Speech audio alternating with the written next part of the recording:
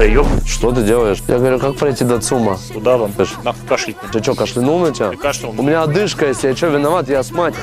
Я астматик. Отойди от... Ты зачем дерешься? Ты зачем дерешься? Я тебя тронул или нет? Ты, блядь, подошел и кашлял. Куда кашель? Ты знаешь, что такое кашель, блядь? Или дышат люди?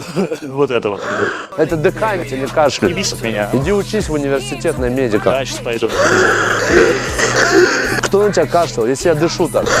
Кашляют. Кашляют вот так. Я на тебя не кашлял, понял? Я дышу так.